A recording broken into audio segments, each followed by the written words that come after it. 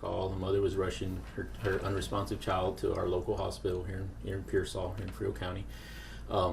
Once the child was there, the medical staff deemed it such an emergency that she needed to be flown out via helicopter to San Antonio.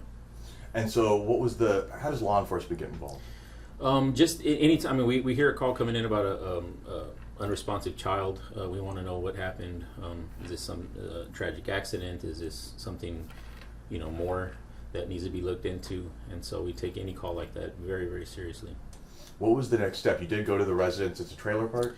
Yeah, so after seeing the child's state, we decided to execute a search warrant at the home to try to see what evidence could possibly be found that could lead us to understand better the situation. During that search, we located packaged narcotics for sale of a substantial amount for this little area. And that led to an arrest? Yes, sir. Yep. It led to arrest of the male subject who resides there at the home. So we were able to generate some arrest warrants and have him placed in jail that night. 28-year-old Dion Salazar. Yes. And he was not a stranger to you guys? I mean, it's a small community. It's a tight-knit community, so we've known him for some years. I mean, he has an arrest history? He does have some previous arrests here in this area. So the child is then placed on life support? Was placed on life support until yesterday when we were finally informed that the child had passed away.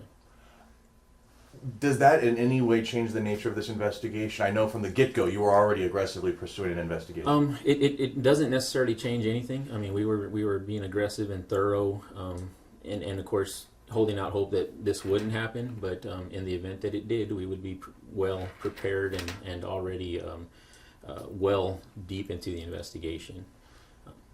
What are going to be some crucial elements? Because people watching are going to think, well, what happens next? How are we going to hold accountable?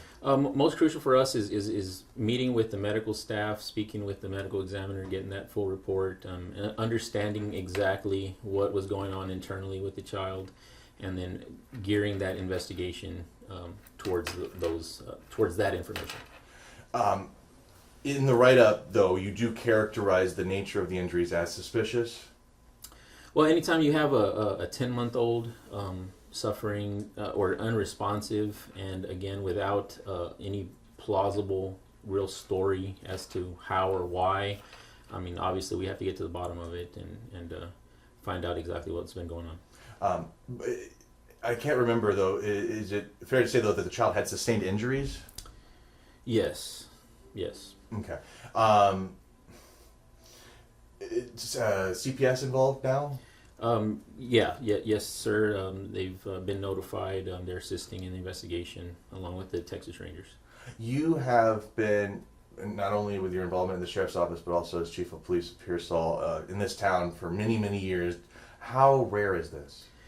Unfortunately, in my career, I've seen other similar instances, and it's tragic every time. I mean, any loss of life, but especially an innocent child like this is just tragic and pulls at everyone's heartstrings in this community.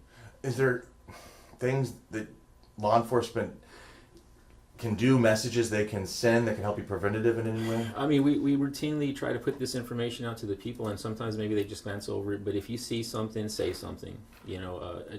No detail is unimportant. Let us determine what's important, what's unimportant. But and this isn't just during Child Abuse Awareness Month. It's all year, And is it one of those things, like you said, this is a small community that touches the entire community? Yes, sir. I mean, I think everyone, whether you knew the child, the people involved or not, you can't help but feel that pain that they